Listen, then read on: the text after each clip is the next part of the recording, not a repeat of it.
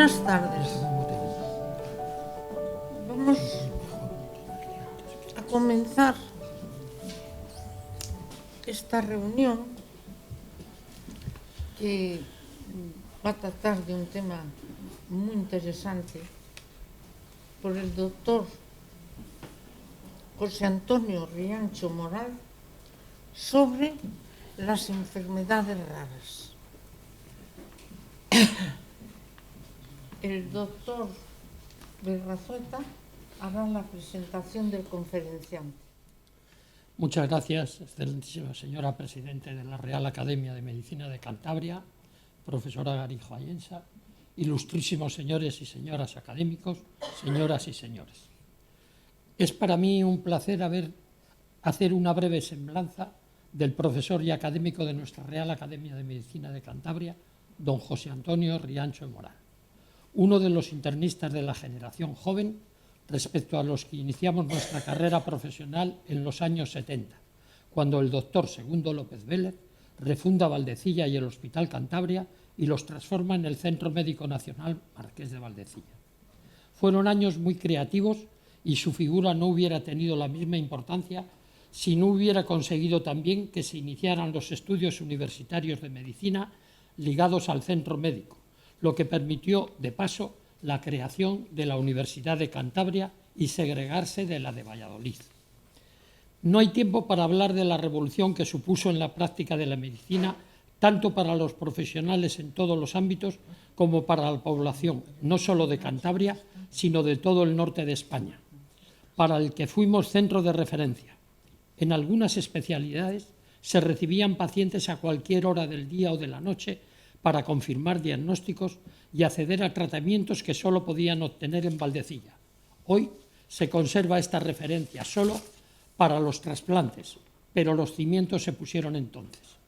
Para cumplir los retos del nuevo hospital se necesitó un aluvión de médicos formados en todas las especialidades que llegaron de diversos hospitales del país. Encontramos no solo mucho trabajo asistencial, sino también muchas oportunidades para desarrollar actividades de investigación y académicas, a las que se sumaron solo los médicos que quisieron dedicar su vida a esta forma más exigente de hacer medicina. El nuevo hospital se transformó también en una máquina de formar nuevos profesionales, tanto alumnos de la nueva facultad como médicos por el sistema MIR. Como en todas las facetas de la vida, entre los alumnos como entre los médicos de plantilla van destacando algunos que empezaron como todos desde cero, pero terminaron con una gran vocación por el estudio y un gran compromiso con la medicina, con los pacientes y con todo lo que lleva a ser un poco mejor cada día. Esa es la oportunidad que te da el trabajar en un hospital universitario. Uno de los alumnos y de los jóvenes médicos internistas que destacó en los años 80 fue el profesor José Antonio Riancho. Después de su brillante licenciatura, se especializó en medicina interna y completó su formación clínica, iniciando su labor investigadora, realizando pronto la tesis doctoral, comenzando su colaboración con el profesor González Macías en el campo del metabolismo óseo y la osteoporosis. Posteriormente, completó su formación con varias estancias en centros de referencia internacionales, en la Dartmouth Medical School en Hanover, Estados Unidos, en la Universidad de Texas en San Antonio y en la Unidad de Enfermedades Raras y Genética Médica del Instituto Ortopédico Risoli de Bolonia. Es posible clasificar a los médicos por el nivel de autoexigencia que tienen desde el comienzo de su formación, aunque hay muchos con ejecuciones profesionales brillantes, dominando las técnicas complejas de su especialidad. Lo normal es ir detectando entre los más jóvenes aquellos que tendrán un futuro profesional con mayor compromiso investigador y que alcanzarán un mayor rango académico. A ninguno le es regalado, solo combinando el esfuerzo en todas las áreas señaladas, asistencial, docente e investigadora, se alcanza el reconocimiento de los progresivos niveles académicos, como pronto consiguió el profesor Riancho, el más joven de los alumnos de la Facultad de Medicina de Cantabria en alcanzar el grado de catedrático del Departamento de Medicina Interna y Psiquiatría. Como todos los profesores clínicos de la Facultad de Medicina, compagina su desempeño clínico de jefe de sección de Medicina Interna con el puesto de catedrático de Medicina Interna. Desempeña los dos trabajos a pleno rendimiento. Cumple todos sus compromisos asistenciales y docentes y dedica mucha parte de su tiempo libre a completar las tareas de investigación que también se impuso desde el inicio de su carrera profesional a principios de los años 80.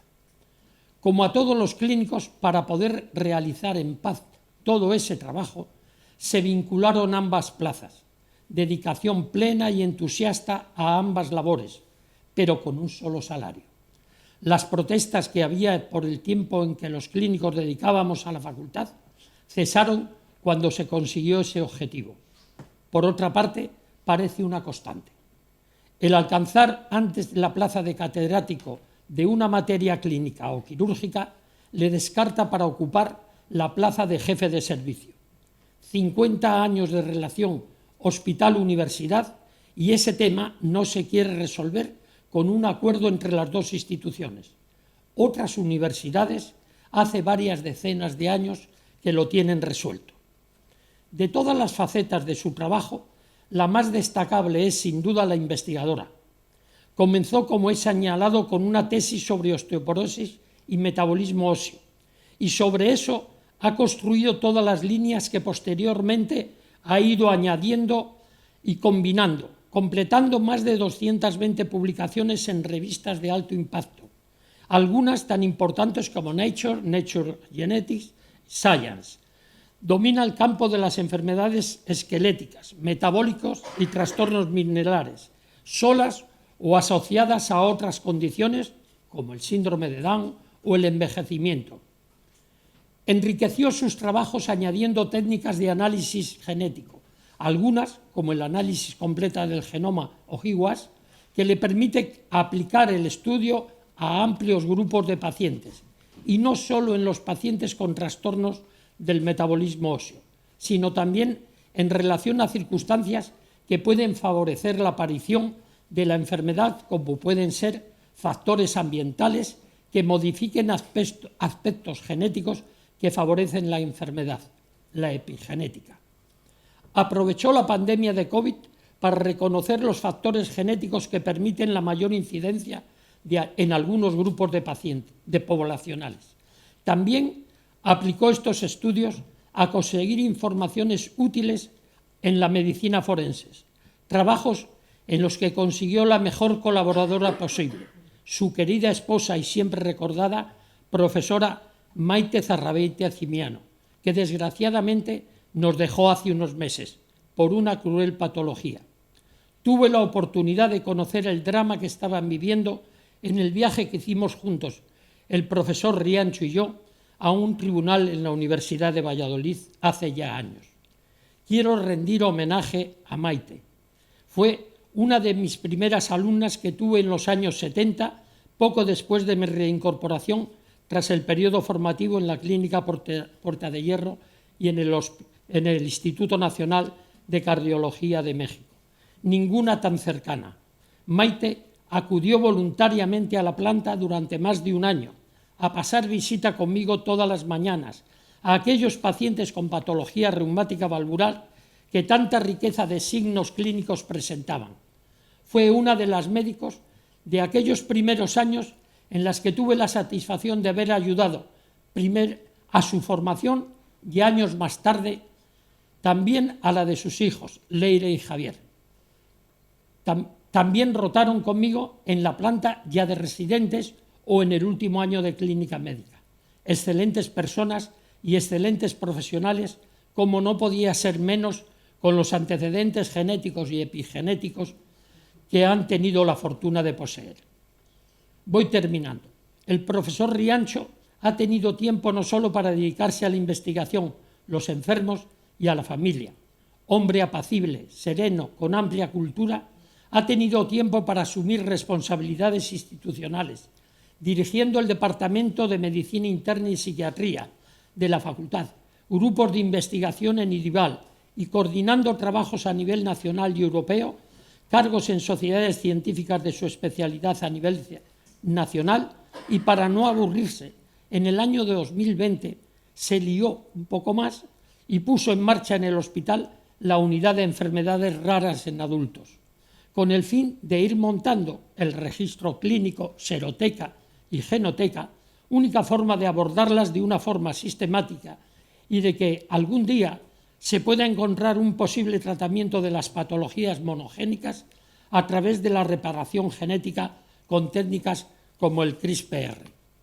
Para eso estamos aquí esta tarde, para que el profesor Riancho nos dicte su conferencia Enfermedades raras en 2023.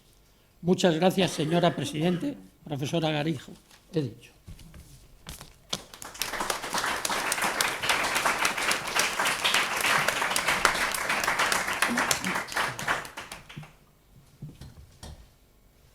El profesor tiene la palabra.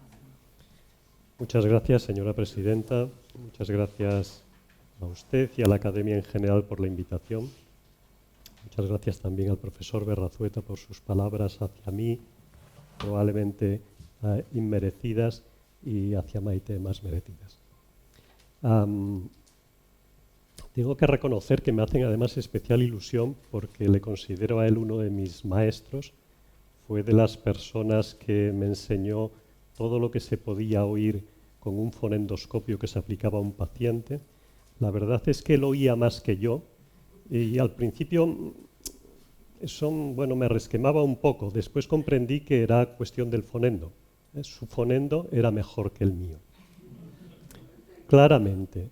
Lo que pasa es que todo el mundo sabe que la parte más importante del fonendo es la que queda entre las olivas, es decir, es el oído y el cerebro de la persona que lo lleva, y esa parte de su fonendo claramente era mejor que la mía. De manera que muchas gracias. Bueno, enfermedades raras. La idea de esta charla es sobrevolar un poco por las enfermedades raras durante un ratito, y si después la presidenta y ustedes lo estiman conveniente, pues podemos debatir o podemos comentar sobre algunas cuestiones. Quizás lo primero sobre lo que se podría debatir es sobre el nombre. No a todo el mundo le gusta el nombre de enfermedades raras, porque para algunas personas entienden que puede tener cierta connotación peyorativa y prefieren nombres como enfermedades minoritarias o enfermedades huérfanas o enfermedades de baja prevalencia. Sin embargo, por un lado, porque a nivel internacional se aproxima más a la denominación habitual, y en segundo lugar, porque me parece que se ajusta perfectamente a la definición, a las acepciones segunda y tercera de la Academia, que dicen que raro es algo extraordinario, poco común o poco frecuente, o escaso en su clase o especie. Por esta y por otra razón, que expondré en mi última diapositiva, prefiero el nombre de las enfermedades raras. Bien, ¿qué son enfermedades raras? Bueno, pues son una cosa completamente heterogénea, porque en realidad se definen únicamente por la frecuencia. Se define en Europa una enfermedad rara como aquella que afecta a menos de una de cada 2.000 personas en la población. Hay incluso algunas que son ultra raras, y esas las definimos como aquellas que afectan a menos de una persona de cada 20.000 en la población. Pero hay muchísimas. Se calcula que entre 6.000 y 7.000, de manera que no tendría ningún sentido que en esta tarde describiéramos las 6.500 o 7.000 enfermedades raras que existen, ¿no? Es también importante reconocer que aunque cada una de ellas es poco frecuente, como digo, globalmente afectan a una parte importante de la población. Y así se calcula que en torno al 5% de la población está afectada por una enfermedad rara. La mayoría son de origen genético. Entre el 70 y el 80% son de origen genético. Quizás sean más, pero en todo caso, del resto no conocemos que el origen, ¿no? Y el 70% empiezan en la infancia, ¿vale? Pero eso significa, si el 70%, es decir, si la gran mayoría empiezan en la infancia, significa que en una de cada 3 personas empiezan en la edad adulta. Por tanto, las enfermedades raras, que durante mucho tiempo se consideró que eran una cuestión puramente de la pediatría, y los médicos que veíamos pacientes adultos, pues podíamos no estudiárnoslas, Realmente hoy en día eso no es así. No es así porque, como digo, aproximadamente 1/3 de los pacientes con una enfermedad rara debuta en la edad adulta. Y después, además, porque los pediatras hacen muy bien su trabajo. Y hace años, desgraciadamente, la mayor parte de los niños con una enfermedad rara no llegaba a la edad adulta. Pero hoy en día, gracias a ese trabajo de los pediatras, sí que llegan y alguna vez son niños, pero llega un momento en que son adultos y merecen nuestra atención. Y además, otras veces, algunas de estas enfermedades raras, aunque se manifiesten en la edad pediátrica, sin embargo, pueden no ser reconocidas. De manera que esos son pacientes también que se diagnostican en la edad adulta, no ya porque la enfermedad comenzó en la edad adulta, sino porque no pudo ser reconocida porque de niños los síntomas eran muy inespecíficos o eran poco aparentes.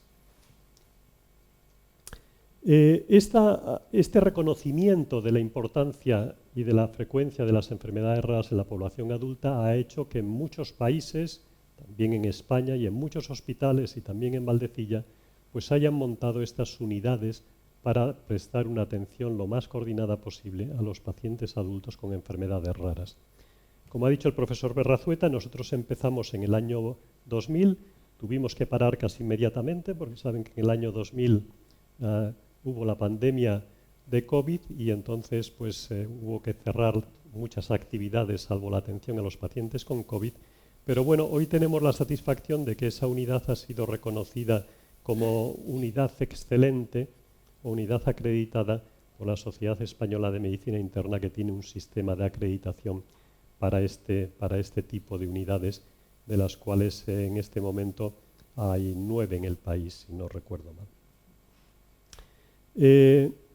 ¿Cuál es el objetivo de esta unidad y de unidades similares? A esta unidad nosotros le llamamos UERVAL, por esta manía que tenemos ahora de poner acrónimos a todo, y entonces es la Unidad de Enfermedades Raras en Adultos de Valdecilla. Bueno, pues es una unidad en la que pretendemos dar una asistencia coordinada a los pacientes. Creo que este es un trabajo, es un work in progress, es algo en realización, estamos tratando de conseguirlo, no creo que sea un objetivo que hayamos alcanzado. Y recibimos pacientes que pueden venir de asistencia primaria o de otras especialidades médicas o de pediatría a través de una consulta de transición. Y está dentro del servicio de medicina interna, como ha dicho también el profesor Berrazueta, y por tanto vemos tipos de pacientes muy variados, pero aquellos que tienen afectaciones multisistémicas pues son nuestra principal ocupación. A veces nosotros seguimos estos pacientes de forma aislada, a veces necesitamos el concurso de otras especialidades, cardiología, dermatología, otorrino, en fin. Y desde luego tenemos una conexión muy estrecha con el servicio de genética, con el laboratorio de genética, porque es algo fundamental en este campo, puesto que, como he dicho antes, el 70 o el 80% de estas enfermedades son de origen genético. Con estas y con otras enfermedades, pero quizás con este grupo de enfermedades es particularmente importante, es fundamental el apoyo por parte de los servicios sociales y de los servicios sociosanitarios y tener algún input, tener información de qué es lo que piensan los pacientes y qué es lo que necesitan los pacientes. Y para gestionar esto es importante la figura de un gestor de casos.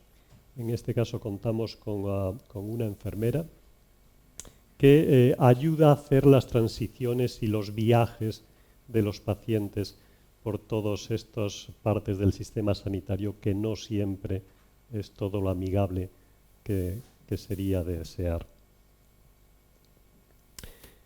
Bueno, como saben, el campo de las enfermedades raras, en general el campo de la genética, ha sufrido una auténtica revolución en la última decena, en los últimos 10 o 15 años. Y eso ha venido determinado por unas tecnologías nuevas, que es lo que se llama secuenciación masiva o secuenciación de nueva generación. ¿En qué consisten estas técnicas? Bueno, tienen una química complejísima que yo sería incapaz de explicar con suficiente claridad, pero que básicamente se basa en lo siguiente. Hasta hace unos 10 o 12 años, cuando se secuenciaba el DNA, cuando se secuenciaba nuestro material genético, se iba haciendo de uno en uno, ¿vale? Estas técnicas permiten secuenciar muchas moléculas a la vez y, por tanto, eso permite que el procedimiento sea muchísimo más rápido. Pero no solo muchísimo más rápido, sino más barato. De manera que la secuenciación de nueva generación o secuenciación masiva es mucho más rápida que la secuenciación clásica, es exhaustiva en el sentido de que nos permite secuenciar muchas más partes del ADN y además no es cara. No es cara. Fíjense que cuando se secuenció el primer genoma humano, aquello del proyecto de genoma humano, ¿no?, que se implicaron laboratorios de todo el mundo, eso llevó unos 15 años y costó 2.700 millones de dólares, más o menos 2.700 millones de euros. Hoy cualquiera de nosotros puede obtener la secuencia de su genoma no en 15 años, sino en 15 días y si tiene algún amiguete en menos, y le van a cobrar unos 500 euros. Es decir, que la diferencia que supone pasar de 15 años, 2.700 millones, a 15 días, 500 euros, ven que es de varios órdenes de magnitud. Entonces, esto ha supuesto una auténtica revolución en muchos sentidos, ¿no? Y estas son técnicas que están disponibles en muchos sitios, desde luego en muchos lugares de España y de forma indirecta en Valdecilla también. No hay que ir a Texas o a la Clínica Mayo o a Houston para tener esa posibilidad, ¿verdad? Y como digo, estas técnicas son muy eficientes, son muy rápidas, son razonablemente baratas y son también exhaustivas en el sentido de que con la secuenciación tradicional solo podíamos mirar un trocito del ADN porque se tardaba mucho tiempo y costaba mucho dinero. Con estas técnicas nosotros ahora podemos mirar fácilmente un panel de genes. Saben que nosotros tenemos unos 20.000 o 25.000 genes. Bueno, pues podemos fácilmente mirar 100 o 150 genes que sean de interés. O podemos hacer un análisis de todo el exoma, es decir, podemos analizar las partes clave de esos 25.000 genes. O incluso podemos analizar todo el genoma. Nosotros, nuestro genoma, piensen en él como en un edificio de ladrillos. Bueno, pues el número de ladrillos que hay en nuestro edificio genético es 3.000 millones. Son muchos, pero estas técnicas permiten obtener esa información, como digo, en menos de 15 días y a un coste, pues prácticamente lo que cuesta una cena para dos en un restaurante Michelin de 2 o 3 estrellas, ¿no? Bien, como digo, esto ha supuesto una auténtica revolución y, entre otras cosas, ha hecho que ahora existan dos formas de aproximarse al diagnóstico de estas enfermedades. ¿Cuál era la aproximación tradicional? Pues la aproximación tradicional era fenotipo primero. Es decir, nosotros, los médicos, nos fijábamos en cuál era el fenotipo. El fenotipo son las características externas de los pacientes, ¿vale? Y veíamos que podíamos tener un paciente como este o como estos. Probablemente muchos de ustedes reconocen sin ningún problema a qué enfermedad tienen estas personas. Tienen una talla baja, son muy, muy bajitos, tienen la cabeza grande, las extremidades muy cortas, tienen acondroplasia. Es muy fácil el diagnóstico. Y sabemos cuál es el gen que es responsable de la acondroplasia. De manera que si nos fijamos en su fenotipo, es decir, en sus características, podemos ir a hacer un estudio genético dirigido y mirar no los 25.000 genes, no los 3.000 millones de ladrillos de nuestro edificio genético, sino nada más aquella zona que sabemos que está alterada en esta enfermedad. Y generalmente confirmaremos el diagnóstico. Pero hay veces que las cosas no están tan claras, ¿vale? Hay veces que las características del paciente no son tan evidentes y entonces nos orienta poco la clínica. Nos orienta poco porque no está tan bien definida. Y en ese caso, estas técnicas nos permiten hacer una aproximación que se llama de genotipo primero. Vale, yo no tengo mucha idea de qué es lo que puede tener este paciente porque pueden ser muchas cosas distintas, entonces voy a analizar su DNA y voy a ver dónde tiene alteraciones.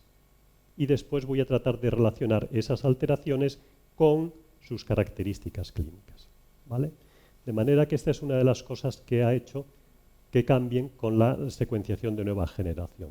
Esta aproximación genotipo primero será totalmente inviable con la secuenciación clásica, pero ahora es posible. Claro, todos los avances descubren nuevas cosas, ¿no? Hace que aparezcan nuevas cosas. Y esta secuenciación masiva también ha hecho que aparezcan fenotipos no clásicos, que nos hagamos conscientes de la variabilidad de la expresión de las enfermedades y que aparezcan patrones de herencia complejos e intermedios que nos hagan pensar que aquellas cosas que estudiamos en la facultad sobre la genética quizás no sean del todo ciertas. Aparecen fenotipos no clásicos. Claro, ¿cómo se han descrito las enfermedades?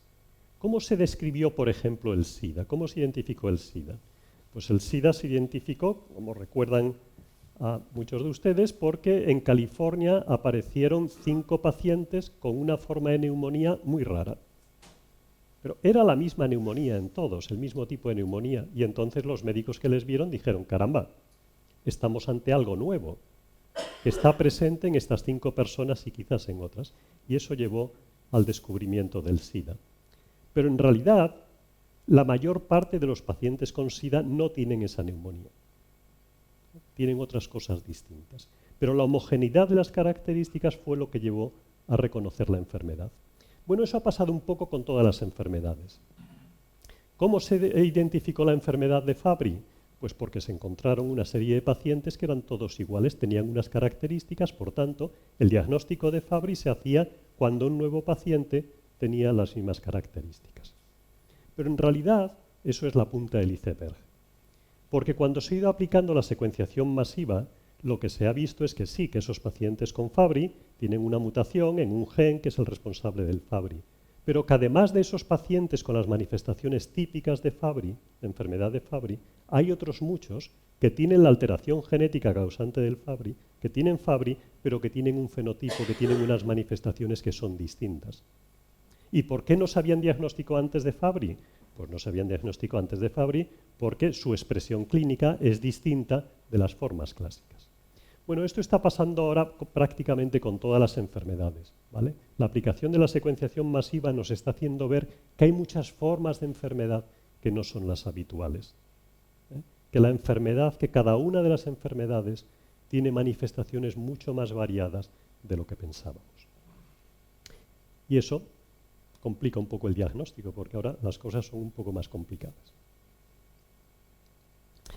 Hay ejemplos muy dramáticos, ¿no? Por ejemplo, hay una enfermedad muy típica entre las enfermedades genéticas que es la homocistinuria. Es una alteración del metabolismo de los aminoácidos, una alteración del metabolismo de las proteínas. Clásicamente se describe esta enfermedad como con un hábito marfanoide. Los pacientes con síndrome de Marfan son como este de aquí. Son gente muy alta, muy larguirucha, con las extremidades muy grandes y además suelen tener otros problemas en la vista y también en el corazón o en la aorta. Bueno, los pacientes con homocistinuria se podían confundir con los de Marfan porque, como ven aquí, son relativamente parecidos. Tienen un cuerpo que se asemeja a los de Marfan, ¿vale?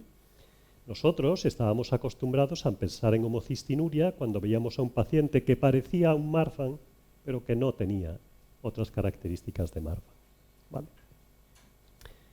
Bueno, este es el paciente de la foto de antes con homocistinuria y esta es una de nuestros pacientes que tiene homocistinuria. Tiene 71 años, no es un niño, mide 1,58, pesa 80 kilos, o sea que está más bien gordita, es bastante distante del fenotipo marfanoide. Y esta paciente tiene una homocistinuria y lo sabemos porque hemos secuenciado el gen CBS, que es el responsable de esta enfermedad, y tiene una mutación homocigota, es decir, de las 2 copias del gen que tiene, las 2 están mutadas, las 2 están alteradas, y de hecho tiene unos niveles de homocisteína de 135. Esto para las personas que están acostumbradas a manejar pacientes con enfermedad cardiovascular es una brutalidad, porque lo normal es tener hasta 12. Cuando un paciente tiene 18 o 20 ya nos ponemos nerviosos. Porque supone mucho riesgo. Bueno, pues ella tiene 135. En definitiva, ven que este no es el fenotipo clásico de homocistinuria. ¿Vale? Es un ejemplo de esto que he dicho, de la aparición de fenotipos no clásicos.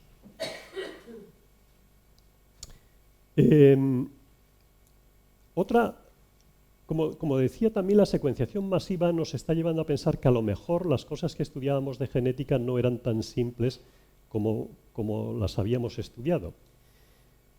Clásicamente, nosotros pensábamos que hay dos tipos de enfermedades genéticas, las monogénicas o mendelianas y las poligénicas.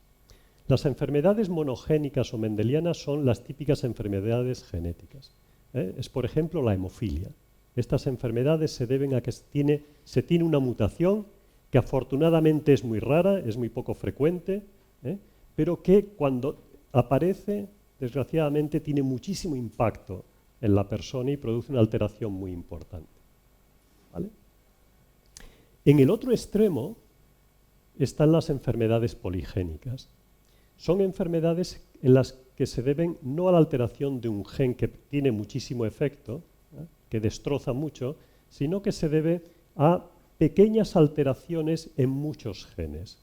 Cada una de esas alteraciones tiene un impacto pequeño, pero cuando se suman las alteraciones en esos 100 o 200 o 300 genes, aparece la enfermedad.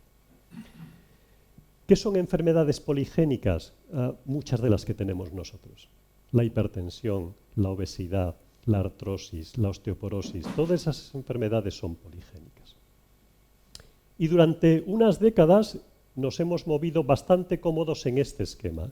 Enfermedades poligénicas, muchos genes, poco efecto cada uno. Enfermedades monogénicas, un solo gen, mucho impacto del gen.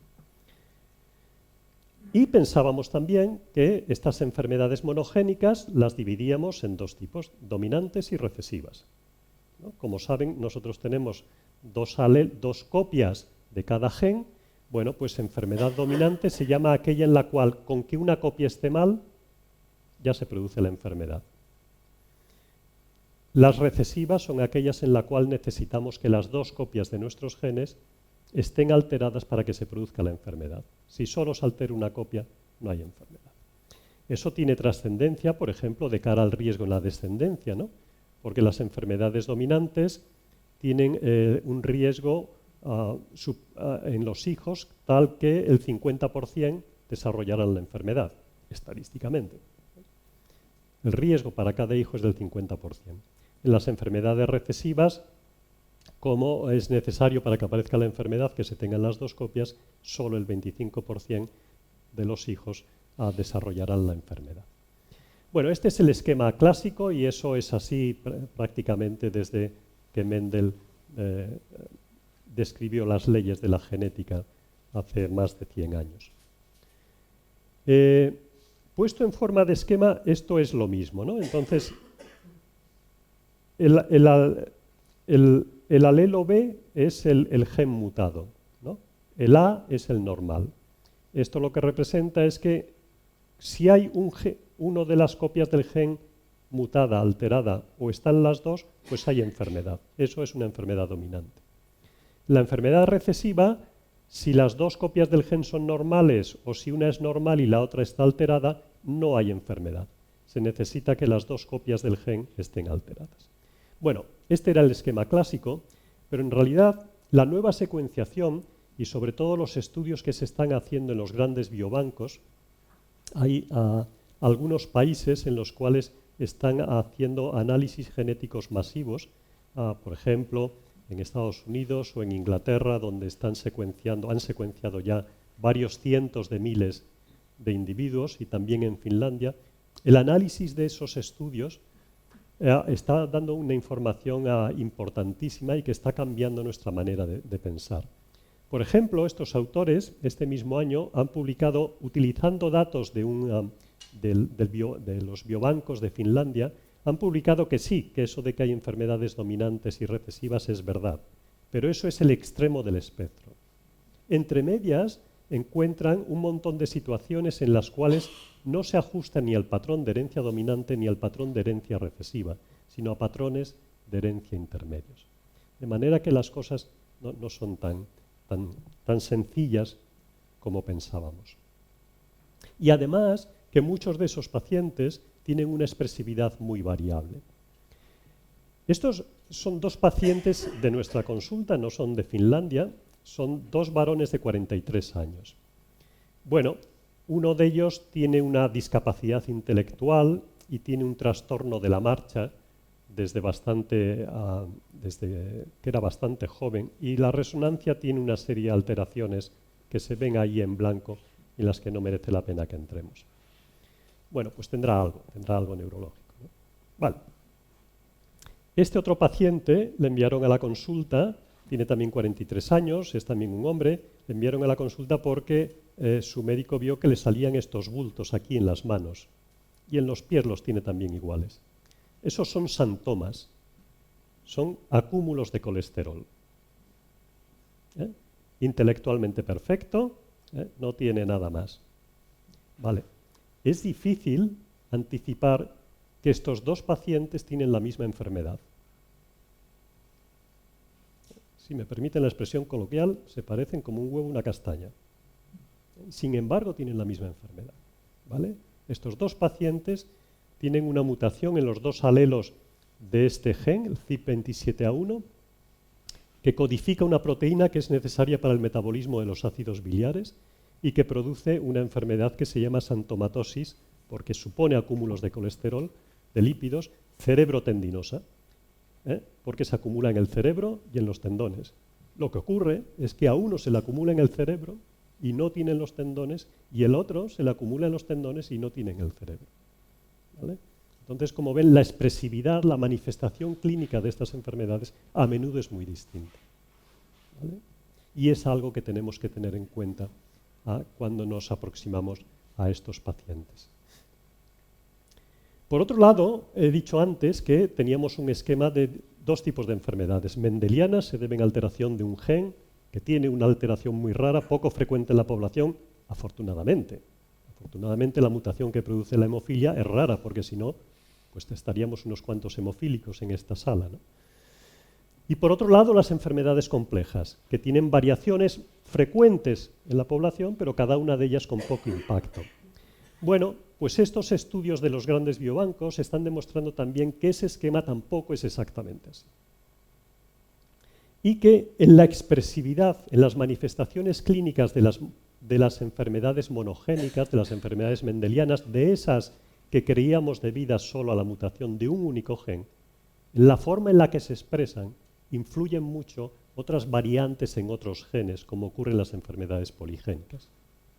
De manera que quizás en los 2 pacientes anteriores que he presentado, que tienen una mutación en el mismo gen, quizás la diferencia en la expresión se deba a que hay otros genes que tienen pequeñas diferencias entre ellos y que son las que condicionan su diferente manifestación clínica al final.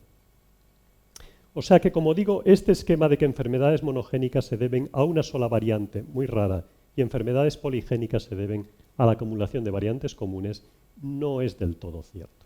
Eso, de nuevo, es el extremo de un espectro, y esto se ha demostrado muy bien con los datos del UK Biobank, el biobanco del Reino Unido, que demuestra que en realidad, como digo, esos son los extremos de un espectro, pero entre medias hay muchos casos en los cuales la enfermedad depende de la implicación de alteraciones en un gen con mucho efecto y contribuciones de alteraciones de otros genes con menos efecto.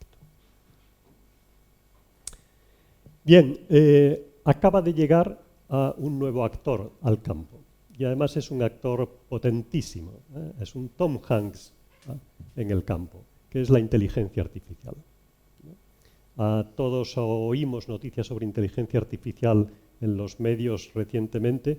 Yo no voy a entrar en detalle en ello, tampoco sería capaz de decir nada medianamente inteligente, pero sin duda va a revolucionar y está revolucionando ya el campo del diagnóstico, el campo del pronóstico y el campo de la terapéutica de las enfermedades raras y de otras situaciones clínicas. Una de las cosas en las que más va a influir en los próximos años es en las nuevas opciones terapéuticas. Sobre todo en lo que se llama el reposicionamiento de fármacos. Bueno, para las enfermedades raras hay muchas que no tienen tratamiento específico. Desgraciadamente, la mayoría no tienen un tratamiento específico, aunque sí hay cosas que podemos hacer para mejorar su pronóstico y para mejorar su calidad de vida. Pero van apareciendo periódicamente nuevas opciones terapéuticas. Por ejemplo, una de las áreas en las que hay mucho desarrollo es en las enfermedades en las cuales hay un trastorno en una enzima, hay un trastorno del metabolismo. Y digo que hay mucho desarrollo porque para todas estas enfermedades hay ya enzimas que se pueden administrar exógenamente y que corrigen el defecto del paciente, ¿no?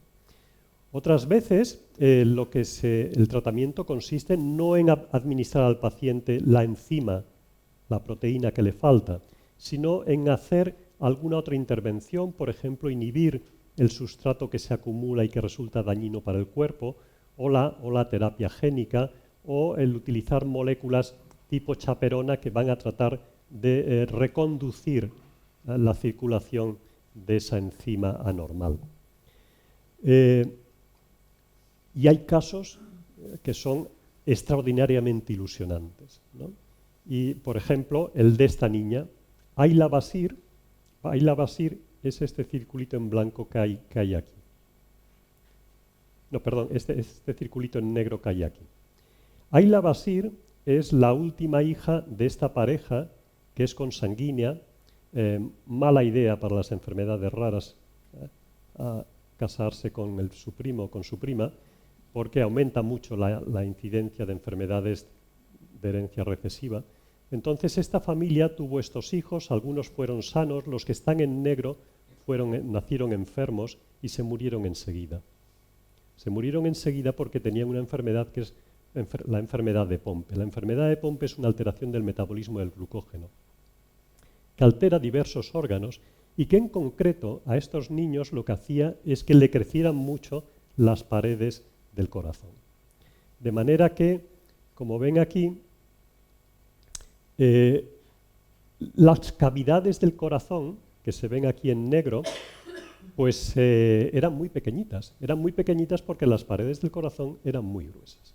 Y estos niños se morían, enseguida se murieron al cabo de unos meses. Se murieron al cabo de unos meses incluso, aunque algunos de ellos les pusieron tratamiento, porque la enfermedad de Pompe, en la diapositiva anterior, decía yo que es para las que existe tratamiento de reemplazo, es decir, podemos dar la maltasa ácida, que es la enzima que falta en esta enfermedad. Lo que ocurre es que cuando ellos nacían, tenían ya tal destrozo en su corazón que eso era irreversible. Bueno, pues la madre se quedó embarazada de nuevo de esta niña, de Ayla, y entonces los médicos que la atendieron dijeron, si se va a morir como los hermanos al cabo de unos meses, ¿por qué no intentamos tratarla antes de que nazca? Y entonces la empezaron a aplicar el tratamiento enzimático sustitutivo antes de que nacieran. Y entonces cuando ella nació tenía este corazón, que como ven tiene mucho más negro dentro, que es lo bueno, lo negro es la sangre, ¿vale? Y las cavidades de su corazón no se había iba a decir hipertrofiado, pero delante de algunos patólogos no me atrevo a decirlo, su corazón no se había engrosado tanto como en los hermanos y por tanto ella nació bien, después de nacer siguió con el tratamiento sustitutivo y pues da la impresión de que ahora es una niña feliz, aunque tenga que seguir con tratamiento, ¿no? Entonces es un caso de tratamiento de reemplazo enzimático intraútero que me parece que nos reconcilia con la humanidad. Bueno, el problema es que todo esto resulta muy caro y muy lento de desarrollar, porque desarrollar un nuevo fármaco suele necesitar 15-20 años fácilmente. Entonces hay mucho interés en lo que se llama el reposicionamiento de fármacos, es decir, el utilizar fármacos que ya existen, que ya están diseñados para nuevas indicaciones. Y eso está despertando mucho interés. Como ven aquí, el número de publicaciones en este sentido a partir del año 2010 está creciendo exponencialmente. Y en esto contribuye mucho y va a contribuir aún más la inteligencia artificial. ¿Por qué? Porque ¿cuál es la secuencia habitual de desarrollo de un fármaco? Pues primero hay que descubrir la diana que queremos tratar, el defecto que tiene el paciente. Después tenemos que encontrar una molécula que sea capaz de corregir ese defecto. Tenemos que modificarla para que se pueda aplicar en el cuerpo, que no se degrade inmediatamente y demás. Después tenemos que hacer ensayos clínicos antes ensayos preclínicos que aseguren que tiene efecto, después ensayos clínicos con personas que confirmen el efecto y que confirmen que no es tóxica, que no tiene efectos secundarios importantes. Y finalmente llevada al mercado. Bueno, eso suele tardar en el mejor de los casos entre 10 y 15 años, a menudo más. ¿Vale? Y además, de las moléculas que se empiezan a ensayar, menos del 10%, en realidad en torno al 1%, solo el 1%, acaban llegando al mercado. Y eso cuesta en torno a 2.500 millones de euros para cada una de las moléculas. De manera que las compañías farmacéuticas, claro, son muy reticentes a hacer esto porque es mucho riesgo, es mucho el dinero a invertir, es mucho el riesgo, y si además el mercado potencial es pequeño, porque se trata de una enfermedad que es poco frecuente, pues resulta poco atractivo. Por eso, como digo, lo que se está intentando es utilizar la inteligencia artificial para reposicionar fármacos que ya existen, porque la inteligencia artificial, entre otras cosas, permite predecir bastante bien qué fármacos de los que existen, qué moléculas de las que existen van a actuar sobre una diana, y acortar todo este proceso. De manera que el proceso se pueda acortar a 3 a 12 años, muchas veces 5 o 6 años, y además el riesgo de fallo es mucho menor, porque en algunas estrategias consiguen que en vez del 1%, en torno al 40% de las moléculas que ensayan acaben teniendo un buen efecto. Y los costes se reducen mucho, porque todo eso ya no cuesta 2.500 millones, sino que cuesta solo 300 millones. Mucho dinero para cualquiera de nosotros, pero mucho más asumible para una compañía farmacéutica que los 2.500 millones.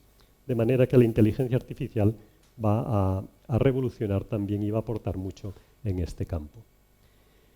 Y desde luego tenemos todos la esperanza de la terapia génica que mencionaba también el profesor Berrazueta antes, ¿no? La terapia génica consiste en utilizar material genético, DNA, RNA o oligonucleótidos para corregir los defectos de una alteración genética. Hay varias formas, una de ellas es lo que se llama la adición génica. En este caso, de lo que se trata es de inyectar en las células el gen que es defectuoso, el gen que no tienen, ¿no? Si el paciente tiene una enfermedad porque no es capaz de producir una enzima, vamos a inyectar el gen que hace que se produzca esa enzima. Vamos a ponérselo nuevo, ¿no? Otras veces lo que queremos no es adicionar un gen normal, sino suprimir la expresión de un gen que está produciendo un efecto negativo sobre el cuerpo, ¿vale? En ocasiones las mutaciones, las alteraciones de los genes, el problema que producen no es que no sean capaces de producir una proteína normal, sino que producen una proteína o otro producto que es tóxico. Bueno, pues en este caso la terapia génica lo que trata es de utilizar moléculas en general de RNA que van a bloquear la expresión de ese gen y por tanto van a bloquear la acumulación de productos tóxicos. En estos casos, en cualquiera de estos casos, la enfermedad sigue existiendo, es decir, nosotros la corregimos temporalmente, pero sigue existiendo. El paso ideal que mencionaba el profesor Berrazueta antes es el de la edición génica, en el cual nosotros lo que tratamos es de corregir el defecto genético. Ese gen que tiene una falta de ortografía, ¿vale?, que ha escrito vaca con B cuando era con V, pues cambiar la B por una U. Y para eso las tecnologías de CRISPR-Cas9, que probablemente habrán oído porque salen en los medios también a menudo, pues ofrecen toda una nueva oportunidad. Hay dos formas en general de aplicar la terapia génica, una lo que se llama la terapia in vivo y otra la terapia ex vivo. En la terapia in vivo nosotros lo que hacemos es inyectar al paciente el material genético que trata de corregir el defecto. En la terapia ex vivo lo que hacemos es obtener células del paciente, llevarlas al laboratorio, corregir el defecto que tienen esas células en el laboratorio mediante terapia génica y después volver a inyectarlas en el paciente para que colonicen su organismo y haga que se recupere la función normal. Y esto no es ciencia ficción, ¿eh? Esto ya se está haciendo y así, por ejemplo, hay varios proyectos en los cuales se ha corregido enfermedades como la hemofilia, a la que antes me he referido, que tiene a veces consecuencias catastróficas para los pacientes, se ha corregido mediante terapia génica. En este caso, terapia génica de adición, terapia génica en la cual se han añadido, se ha administrado al paciente un vector viral que lleva el gen normal y que le permite producir los factores de coagulación que él no tiene. O se ha aplicado también incluso en enfermedades de la piel, ¿no? Y hay un ensayo reciente en el cual se utilizó para tratar una enfermedad, la epidermolisis bullosa, en la cual hay un defecto en la síntesis de colágeno, una proteína muy importante para la piel, y estos pacientes no tienen un colágeno anormal, desarrollan flictenas y una especie de erosiones y de picor muy intenso, y la han corregido aplicando esto, terapia génica, en una crema, ¿no?, con el vector viral que lleva el gen del colágeno normal. Y bueno, hay también ejemplos de edición génica, de corrección del defecto genético, de nuevo en un trastorno hematológico, en concreto en la beta-talasemia, que aquí no es muy frecuente entre nosotros, aunque existe, pero hay zonas, sobre todo del Mediterráneo oriental, en la que es muy, muy frecuente, y han podido corregir ese defecto genético utilizando esta tecnología del CRISPR-Cas9. Es importante avanzar en esto porque las enfermedades raras suponen una carga muy importante. Una carga para los pacientes, una carga para sus familias, una carga para los sistemas sanitarios.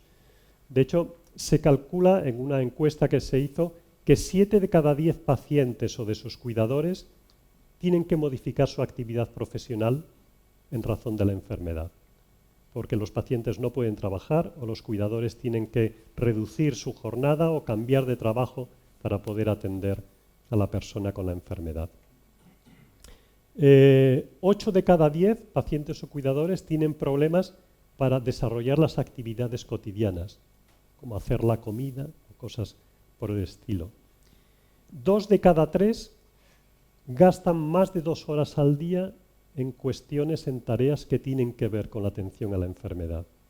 Y los cuadros de depresión y de trastornos adaptativos como consecuencia de estos procesos son 3 veces más frecuentes entre pacientes con enfermedades raras y cuidadores que en la población general. De manera que hay mucho por mejorar. Pero otra de las cosas que han pasado en estos últimos años, y el título de la charla era Enfermedades raras en el 2023, es que se han hecho visibles, se están haciendo visibles. Se están haciendo visibles porque hay muchas iniciativas de las asociaciones de los pacientes, hay días mundiales de enfermedades raras, 28-29 de febrero, hay iniciativas políticas a nivel europeo y a nivel nacional, hay personas famosas que tienen enfermedades raras. Seguro que a este actor le reconocen todos los aficionados a Juego de Tronos, ¿vale? Y hay iniciativas simpáticas que permiten difundir el conocimiento de las enfermedades de una manera amable, como ese reto que hubo hace unos meses del agua con hielo para difundir los problemas de la esclerosis lateral amiotrófica. Bueno, esperemos que con todo eso se consiga avanzar en los objetivos que se han fijado en Europa para el año 2030, que es que las personas con enfermedades raras consigan un diagnóstico en menos de 6 meses. 6 meses puede parecer mucho tiempo, porque nosotros somos capaces de diagnosticar una neumonía en 6 minutos, pero lo cierto es que el diagnóstico de las enfermedades raras en promedio lleva varios años. De manera que reducir ese tiempo a 6 meses sería todo un logro.